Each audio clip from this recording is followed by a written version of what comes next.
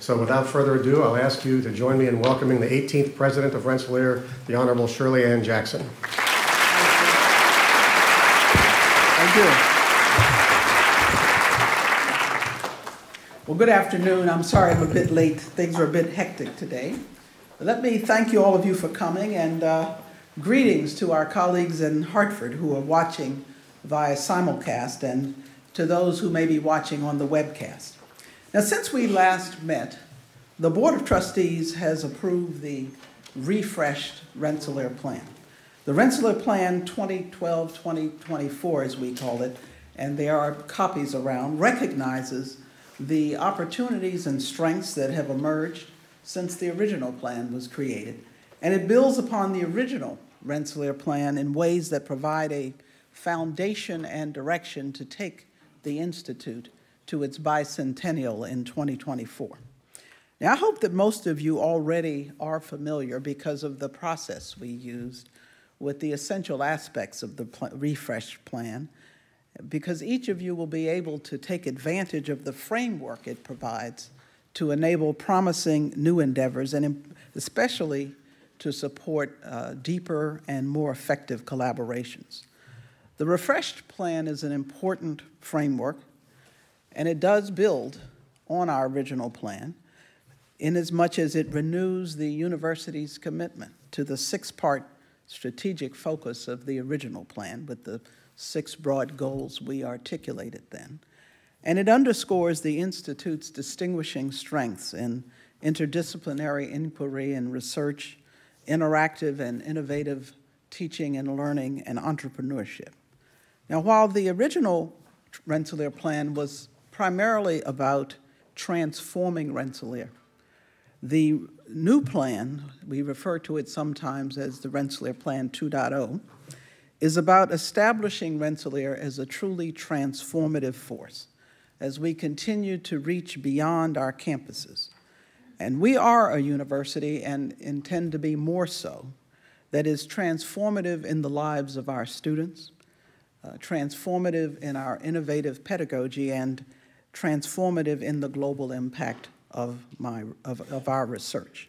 Now, I'm going to review some of the elements of the refreshed plan, and as I do, I would invite each of you to consider how your own work relates to these elements.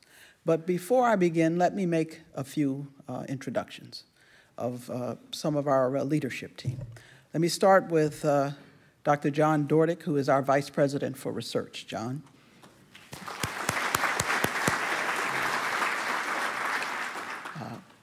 Mr. Jeff Shantz, who is Assistant Vice President and Institute Advancement and Executive Director of Alumni Relations. Jeff.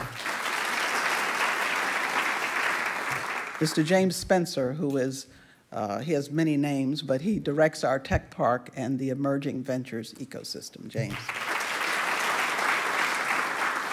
Now, my leader, of course, my husband, Dr. Morris Washington.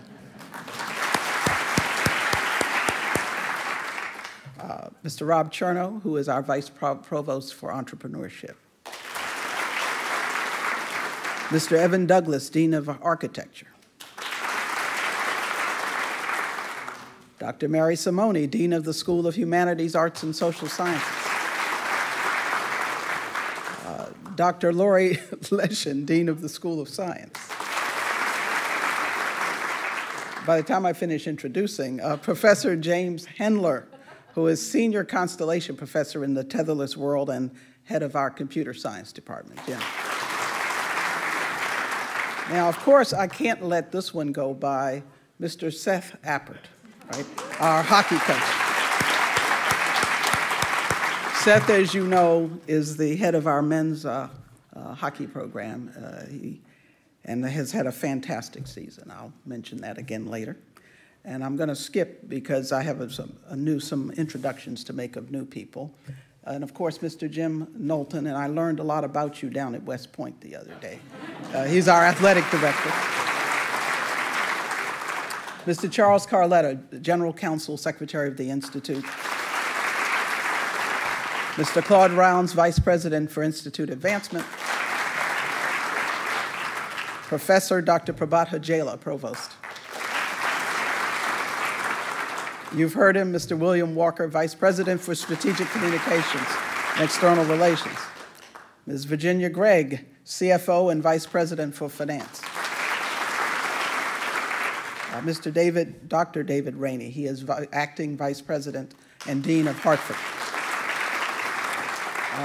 Mr. Curtis Powell, Vice President for Human Resources. Dr. Thomas Begley, Dean of the Lally School of Management. Dr. David Rozovsky, Dean of the School of Engineering. Dr. Paul Marthers, our Vice President for Enrollment. I got to introduce this young man, Kevin Dye. He's our Grand Marshal. Hi, Kevin. And what's your name? Mr. John Kolb, CIO. I skipped you. You want to introduce yourself? I'm Matt Dixon. I am a senior here at RPI. The titles is a bunch of different random ones. Presidents of Alpha Alpha, Student Managed Fund in the Lally School, and just, I guess, overall troublemaker. So we got to have one in every audience. Now, as you know, the original Rensselaer plan recognized our primary focus, our students. We recognize that learning takes place both inside and outside of the classroom. And now with CLASS, the Clustered Learning Advocacy and Support for Students, we are creating an even more robust living learning community, which attends to the intellectual and personal growth of our students while fostering a stronger sense of community. The refreshed Rensselaer plan aims to provide even more opportunity for unique student experiences with programs that bring rigorous intellectual challenges into all the places our students live and grow.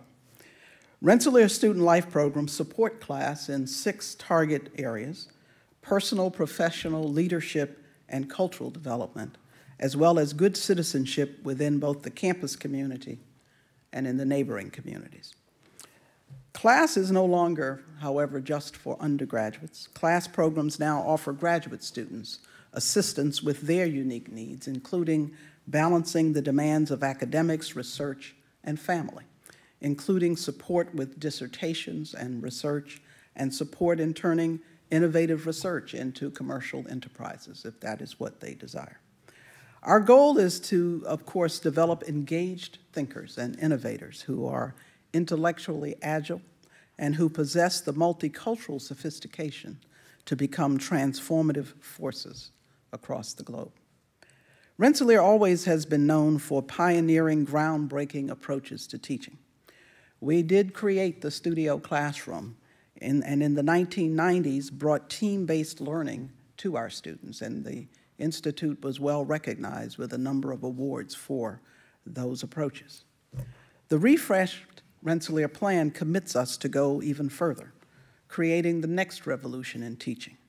We already have an example of this with a project called Mandarin Language and Culture, the Lost Manuscript. Is this Raiders of the Lost Ark at Rensselaer? Something like that. Now, the goal is to have our students learn Mandarin Chinese by taking advantage of a gaming environment. This has provided an engaging way to learn, in fact, a full semester's worth of Mandarin in just 8 weeks. And while so far actors have filled roles in the scenario, the narrative has been designed for an environment where students and ultimately sentient or thinking, artificially intelligent characters interact with the students. Now, our emergent reality lab, an advanced virtual reality system currently under construction in the Rensselaer Technology Park, will enable an interactive and immersive learning environment more ambitious than any to date. Linked with our high-performance computing resources, we are poised to create the next generation and revolution in teaching by creating directly responsive, immersive interactivity within digitally created environments and with, as I've said, synthetic beings. Now let me move to research. Through the Rensselaer Plan, we have developed world-class research programs rooted in 5 signature thrusts: nanotechnology and advanced materials, energy, environment, and smart systems, computational science and engineering, biotechnology and the life sciences, and of course, media arts, science, and technology. These thrusts support focused engagement with challenges facing the world at large, and they empower Rensselaer to be a transformative force in solving them. The refreshed Rensselaer Plan provides strategic research focus by identifying a broad matrix of interconnected global challenges, including, of course, mitigating disease, developing new sources of renewable energy, providing clean water and food, applying new technologies to manage an explosion of data, creating advanced materials that impact energy and health, and establishing a sustainable and resilient infrastructure. Under the refreshed plan, research in the coming decade will fall under 2 broad interdisciplinary and multidisciplinary umbrellas. Beyond the internet, digital meets reality will explore data and information in the context of big data approaches to fundamental science, to engineering natural and man-made networks and systems, to cyber infrastructure and cybersecurity, as well as data analytics in innovation. Now, all of this is critical in what we know is a data-driven, web-enabled, supercomputer-powered, hyper-connected world, and the attendant approaches to deriving information and knowledge from massive data sets. The other broad umbrella, infrastructural resilience, sustainability, and stewardship, will look at building a sustainable future by developing affordable healthcare technologies, transformative materials, and smart logistics and infrastructure. Now, why do we do this? Well, the urgent global concerns that we face in the 21st century, access to clean water, food security, energy security, environmental stewardship and climate management and adaptation, health security and disease mitigation, to delineate a few, are the key touchstones of our refresh of the Rensselaer Plan. Responding to these challenges will take all that we have in terms of ingenuity, collaboration, and good judgment. The challenges we face are of unprecedented magnitude, too complex to be resolved by the independent action of those working in isolation. Because they are critical to our world and to the ultimate survival of humankind, they demand the best of our imagination and creativity, careful deliberation, tremendous resourcefulness, and the strictest focus and discipline. At the same time, the interconnectivity of people and things is generating massive amounts of data. To make sense of all that data requires us to exploit the very interconnectivity in order to collaborate in new ways. It requires us to break out of disciplinary silos, to exploit new technological tools, and to employ high-performance computing, data aggregation, and analytics. Now, clearly, the research, pedagogy, student support, and formal structures outlined in the refreshed plan undergird and encourage work across disciplines and position us to exploit big data. Now, articulating a framework to put all of this into a proper context is important. In January at the Royal Academy of Engineering in London, I was privileged to deliver the ERA Foundation International Lecture. In that lecture, titled The New Polytechnic, Collaboration and Leadership Across Disciplines and Sectors to Address Urgent Global Challenges, I proposed perhaps a new way of thinking and of working to harness the power of science and technology, particularly in the arenas of big data, high-performance computing, and web science. To meet these demands, I suggested that we must engage in an entirely new Polytechnic. And I defined the new Polytechnic as an entirely fresh, collaborative endeavor merging across a multiplicity of disciplines, sectors, and global regions in entirely new ways. It is animated by new technologies and tools. Again, high-performance computing is an example, but applied in new ways, with input from big data amplified by platforms such as the semantic web, probed by advanced analytics, and guided by societal concerns and ethics. And engaged in by a broad spectrum of participants, the new Polytechnic ultimately can facilitate novel and effective approaches to global challenges. Now, although the new Polytechnic is being articulated as new, its roots are actually ancient, because John Henry Cardinal Newman set us on a rather propitious path more than 150 years ago, when he stated all knowledge forms one whole. In the 9 lectures that became his timeless classic, The Idea of a University, Cardinal Newman extolled the knowledge continuum to advocate for the unity of academic disciplines through the lens of the 7 liberal or liberating arts of the medieval university. And these were the trivium, which included grammar, logic, and rhetoric, and the quadrivium, arithmetic, geometry, music, and astronomy. Now, he used this perspective as the basis for reorganizing and delineating academic disciplines in a way that opened new venues for research and for pedagogy. And so his perspective, even then, went beyond today's more limited view of the liberal arts as incorporating only the humanities, the arts, history, and social sciences, or the technical subjects as only including what we would call engineering and science and technology today. He went beyond that narrower definition of the humanities to include the natural sciences and mathematics. And he made a point of saying, and this is a quote, "The systematic omission of any one science from the catalog prejudices the accuracy and completeness of our knowledge altogether, and that in proportion to its importance." The point is that Cardinal Newman understood that it was through bringing disciplines together that the new might be created, novel areas explored, and fresh solutions developed. His was and is a comprehensive, even radical view, certainly at the time. And this articulation of the new Polytechnic springs from his unified knowledge thesis. And so the new Polytechnic is meant to be an intellectual construct, a new way of thinking and a new way of doing. It can impact research in powerful new ways. It will impact pedagogy as we enlist the next generations of students in the construct and educate them to be leaders in the digital economy.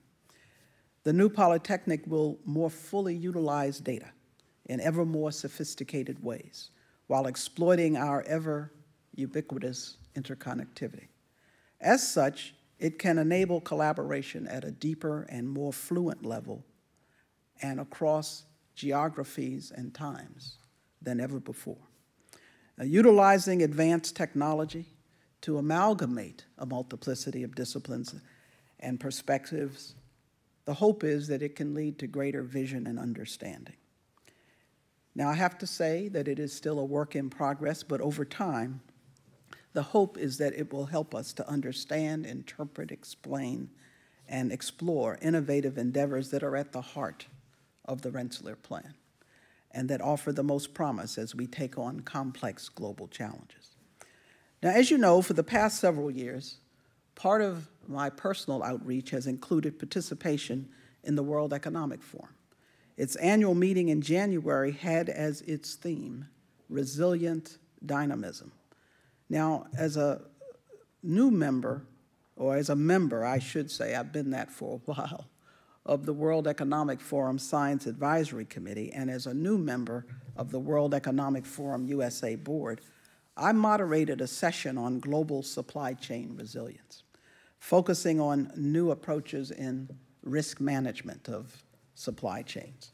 Professor Jim Hendler, whom I just introduced, participated in an ideas lab titled Cyber Resiliency, and on a panel titled Science, the Next Revolution. You should ask him about that.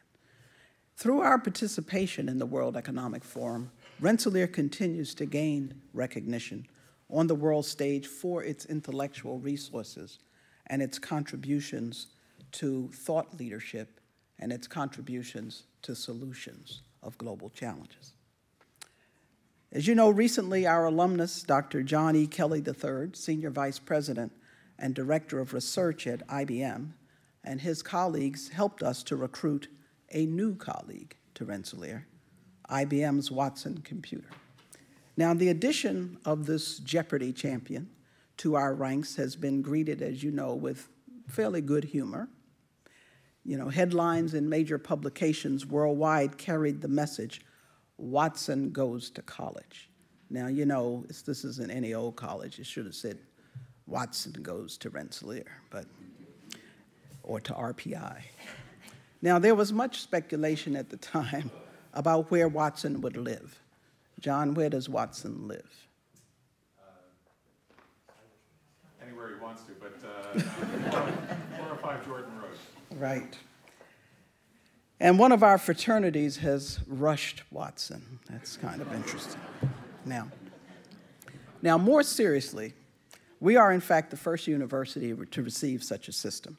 This new computer has vast natural language understanding and processing capabilities and cognitive computing capabilities based on artificial intelligence and semantic technology.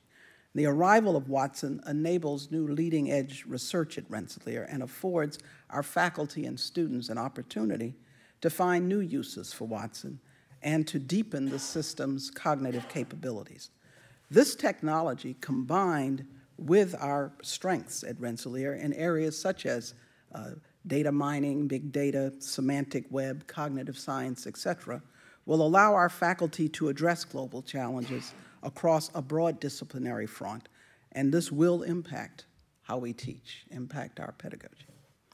Now, we also, and we're not ready to make a formal announcement about the exact information, but we also are steadily boosting our supercomputing capacity with new racks of Blue Gene Q power at the CCNI.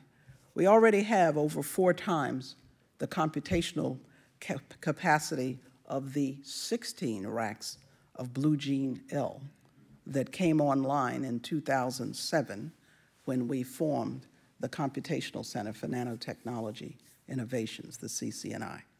And this new computing power is balanced by a 16-fold increase in input-output bandwidth, reflecting the need for handling enormous amounts of data. This is being accomplished while reducing the energy uses for the Blue Gene complex by 1/2. The Blue Gene L system is being retired. Now, the addition of more high-performance computing power, stay tuned, massive data storage capability, and the cognitive computing capabilities of Watson will open up vast new research possibilities at Rensselaer. But what about us here? Well, we have just admitted a new freshman class. And freshman applications have set a new record, another new record, at over 16,000, which is 6% ahead of last year.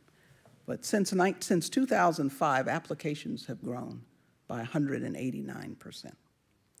And undergraduate international applications have topped 2,000 for the first time. This year, the average SAT critical reading and math score for the admitted group is 1,408, which is the highest level ever.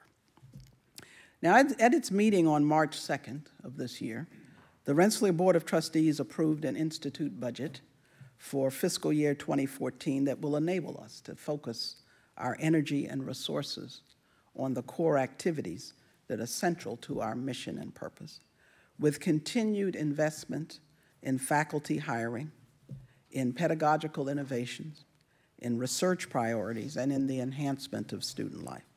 The overall operational budget for fiscal year 2014 amounts to $394.4 million. As always, it represents a balanced budget. The Board of Trustees also has approved undergraduate and full-time graduate tuition for the 2013-14 academic year. Tuition for full-time undergraduates and full-time graduate students will be $45,100, an increase of 4%. I want to remind you that the price is not the cost. We are beginning to see tuition increases enacted by other universities in a comparable range, and on average, room and board rates will increase 4%. But we have continued the steps that we've been taking, begun in 2005, to enhance our financial aid resources. The financial aid budget will be increased 9% from the current year level to $97 million. Now, included in this are resources to assist financially needy students who encounter unexpected financial hardships during their time at Rensselaer. You know, and I know, that the academic enterprise lies at the heart of the university. Over the course of the implementation of the Rensselaer Plan, we have made and continue to make major additions to our faculty. In fiscal year 2014, we will recruit up to 60 new tenured and tenure-track faculty, including 9 Constellation hires spread through all 5 academic schools. Additional support is in the budget for the research enterprise, including research seed funding. The minimum academic year stipend for graduate students has been increased to $18,500. We are developing, and they'll be promulgated soon, guidelines for faculty and staff performance management and compensation, and that is built into the budget this year. You know, we must anticipate that over the next several years, things will continue to prove economically challenging for our country and the world. Rensselaer, like other universities, has not been immune to such pressures. And so staff attrition continues to be managed aggressively to achieve savings. Strategic direction and focus have never been more critical than now. Now, our success depends upon successful leadership, and that's why I always introduce members of the leadership team. And we've been able to fill a number of key positions recently. And I don't know if they are all here, but if they are, I would ask them to stand and be recognized. It gives me great pleasure to announce that Professor Deepak Vashith, who is professor and head of biomedical engineering. Is he here? No? There he is. Good.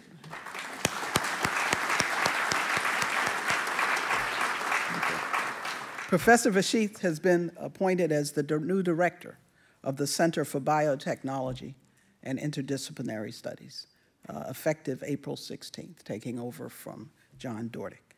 And a search is underway for his replacement as department head. Fortunately, Rensselaer has a number of good candidates. Professor Christopher Carruthers, I don't know if Chris is here this afternoon, he, of the Computer Science Department, has been named director of the Rensselaer Computational Center for Nanotechnology Innovations, the CCNI. And Dr. Carruthers is charged with making the supercomputing resources of the CCNI accessible to Rensselaer faculty and students, and with forging new collaborations and opportunities for Rensselaer graduates, and working with companies that can benefit from the capabilities of the CCNI. And I will ask him to stand. Our new football coach is Mr. Ralph Isernia.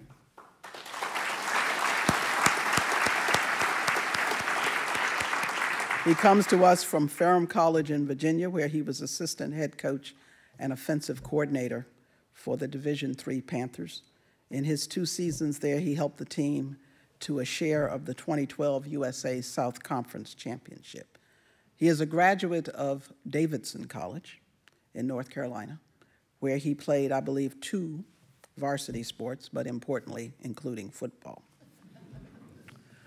Dr. Farhan Gandhi recently joined Rensselaer. I don't know if he's here, he is. As the Rosalind, please. As the Rosalind and John J. Redford Jr., a class of 33 professor of engineering. He is a tenured full professor in the Department of Mechanical Aerospace and Nuclear Engineering, An innovative researcher in the field of rotary wing aircraft, Dr. Gandhi joins Rensselaer from Pennsylvania State University.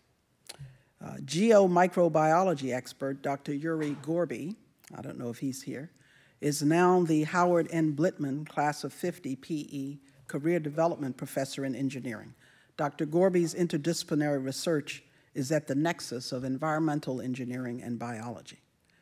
Dr. Bridget Arduini has been named director of the New York State-funded Stem Cell Research Core Facility within the Center for Biotechnology and Interdisciplinary Studies. She previously served as director of the Rockefeller Human Pluripotent Stem Cell Core Facility in New York City. Professor Peter Fox has been named the new director of the Information Technology and Web Science Program, taking over from Professor Jim Hendler upon his ascension to being the head of computer science. As you know, Dr. Fox currently is a chaired professor in the Tetherless World Research Constellation and a professor of Earth and Environmental Sciences and Computer Science. And Professor Donald Swendeman has been named the new head of the Department of Mathematical Sciences. It's one of our most distinguished departments. There he is.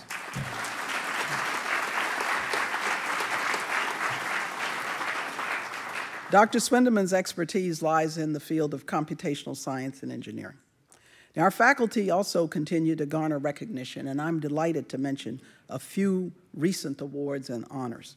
Professor Ganpati Ramanath of the Department of Material Science and Engineering has been named a winner of the Friedrich Wilhelm Bessel Research Award by the Alexander von Humboldt Foundation in Germany. This award is given in recognition of his research record and accomplishments in the fields of nanomaterials and interfaces. Physics professor Sean Yulin, who is a senior constellation professor in the Future Chips constellation and a member of the Smart Lighting Engineering Research Center, has been selected as a fellow of the American Association for the Advancement of Science. Professor Ron Sun of the Computer Science Department became an IEEE fellow effective January 1st, 2013. We have 4 faculty researchers who have been honored with the National Science Foundation Career Awards. Assistant Professor Sandipan Misra of Mechanical Aerospace and Nuclear Engineering, Assistant Professor Peter Donalfo of Chemistry and Chemical Biology, Assistant Professor Kun Wan of Biomedical Engineering, and Assistant Professor Thomas C. Sharkey of Industrial Systems and Engineering. I'm pleased to tell you that Dr. Lori Leshin, Dean of the School of Science, was appointed to the advisory board of the National Air and Space Museum.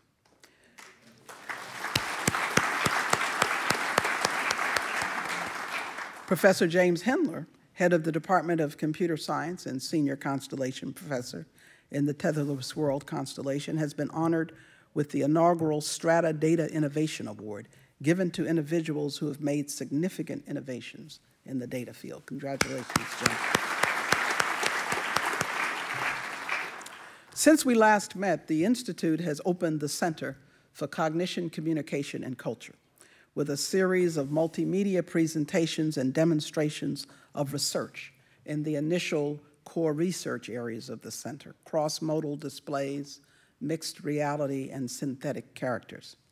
As one of 10 institute-wide research centers at Rensselaer, this center will focus on the intersections and interdependency of cognition, communication, and culture in the context of contemporary research, technology, and society.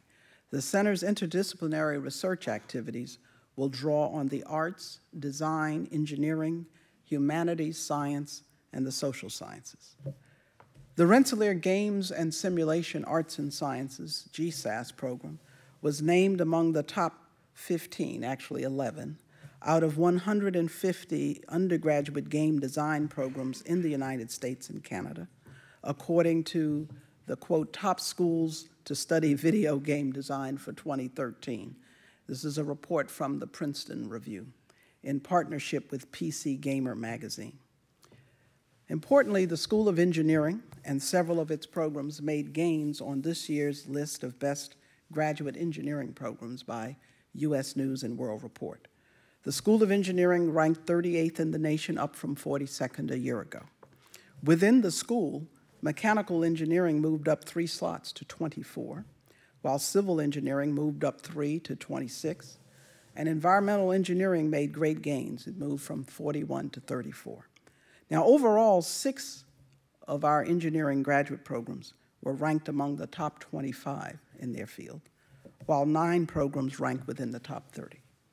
Now, these increases mirror the gains made last year on the U.S. News and World Report 2012 list of the best undergraduate engineering programs.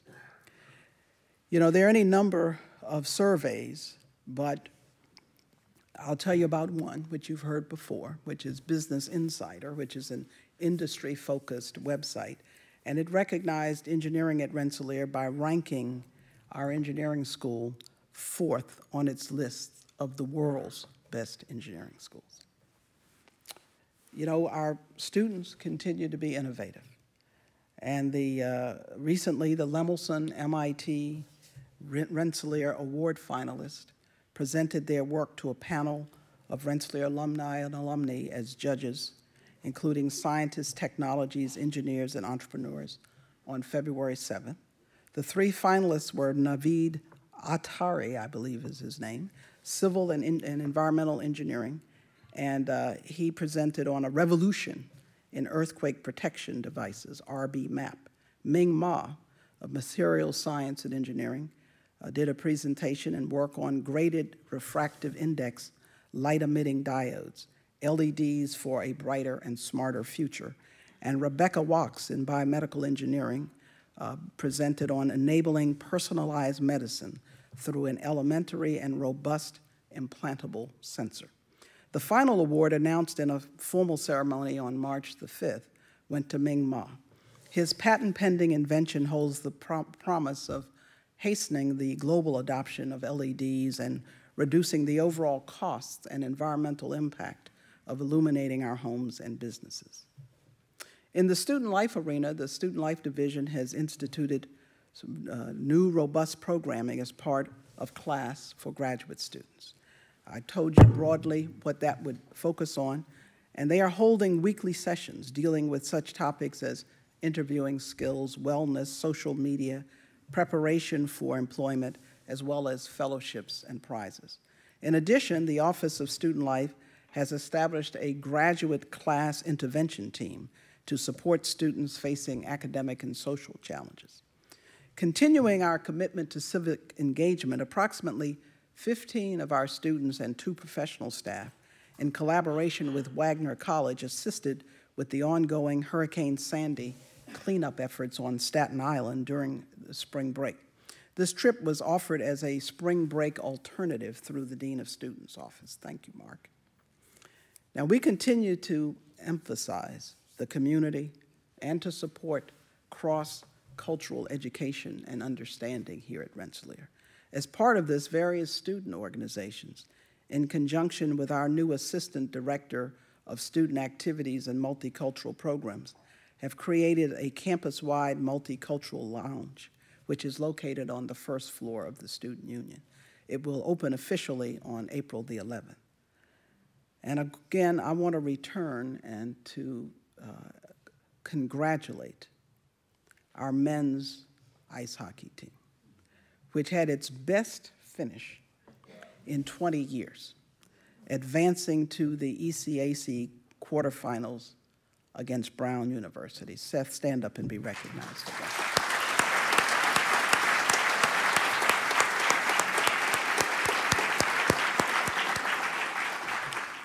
And since I know the real reason you come, let me happily announce the much anticipated news concerning the 207th commencement exercises of Rensselaer in May. The individuals we will honor at our ceremony this year are Congressman John Lewis. Representative Lewis has dedicated his life to protecting human rights, securing civil liberties. He organized sit-ins at segregated lunch counters in Nashville. He volunteered for Freedom Rides, which challenged segregation at interstate bus terminals across the South. Along the way, he was firebombed and savagely beaten. But he rose above this, and he has served as the U.S. representative of Georgia's 5th District since 1986, and is the recipient of many awards, including the Medal of Freedom. And if you'll allow me a slight digression, point of personal privilege, now, Congressman Lewis is a little older than I am, but what he did had a big effect on my life. I grew up in Washington, D.C., in a time before schools were, initially before schools were desegregated. We had relatives in Virginia, and so we would have to travel down by car. But my parents would always have to fix meals that we put into some cooler. And, we had to never drink anything for an hour before we left. So you laugh, but this is so that we would not have to stop for over 2 hours as we went from our house to visit our cousins, because we couldn't stop unless we went to the woods. So what Congressman Lewis and others did is amazing. We will also be honoring Admiral Mike Mullen, who was the 17th chairman of the Joint Chiefs of Staff. And as you may know, he oversaw the end of the combat mission in Iraq and the development of a new Afghanistan strategy. We also will be honoring Ms. Patty Stonecipher. She was the founding president of the Bill and Melinda Gates Foundation, growing and positioning it to what it is today. And she's a very interesting woman, which you'll hear more about, because she recently became the CEO of Martha's Table, a nonprofit in Washington, D.C., focused on providing food, nutrition, and education to families in poverty. And we will be honoring Ms. Ursula M. Burns, who is the chairman and CEO of the Xerox Corporation, and she's led it and is leading it through a difficult period. Ursula Burns is an engineer and the first African-American woman to lead a technology-focused Fortune 500 company. And I'm pleased to say that our honorands will join us for the President's commencement colloquy in the EMPAC Concert Hall beginning at 4 p.m. on Friday, May 24th. Our entire community is invited, especially our graduating students and their families. We also will give recognition at that time to the senior class officers and the senior class council. I do hope that all of you will attend, because I think you have found it always proves to be a lively discussion, and it offers the campus community a rare glimpse into the candid perspectives and thoughts of remarkable leaders. So to close, as you have heard today, our dedication to the refreshed Rensselaer Plan and our use of the new Polytechnic as a guide to envisioning possibilities already are reflected in the leadership that we are demonstrating and the value that we are presenting to the world.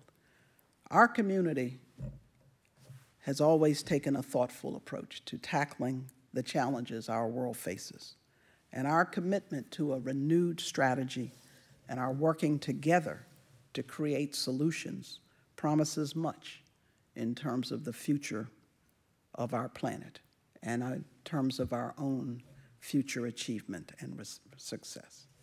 So I want to thank you very much for being here, for your attention, and now I'll be happy to answer your questions. Thank you very much.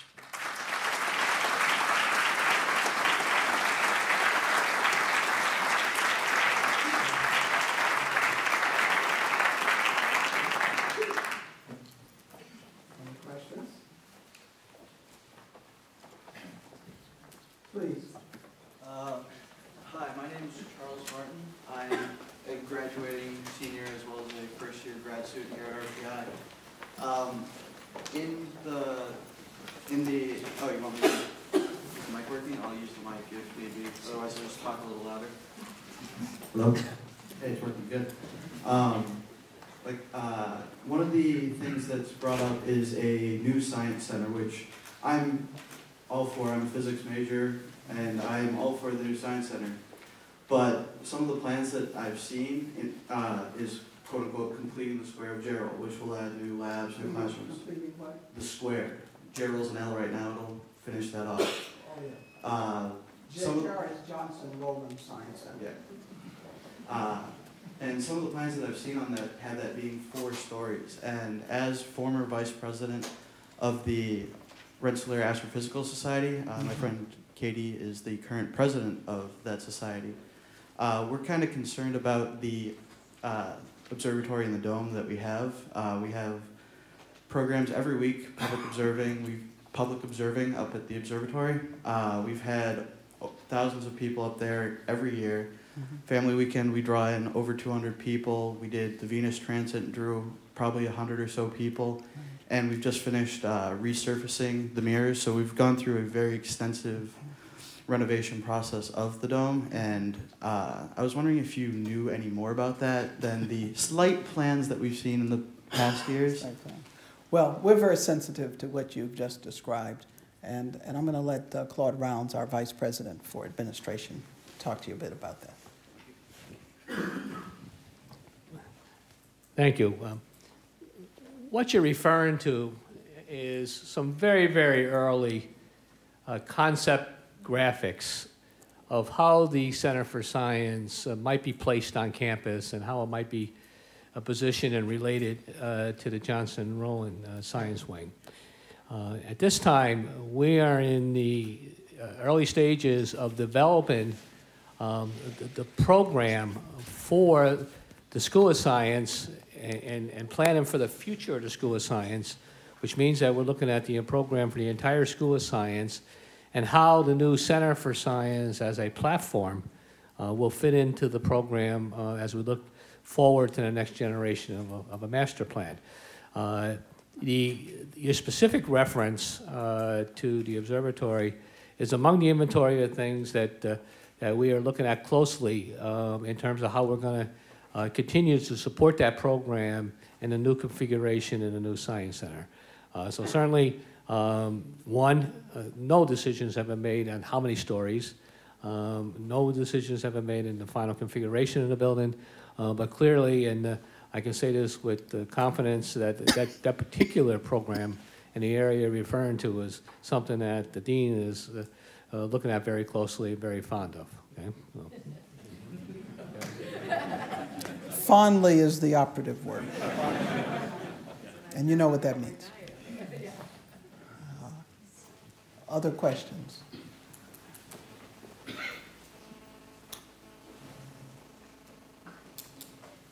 Well, you're shy. Well, thank you very much. Thanks for being here.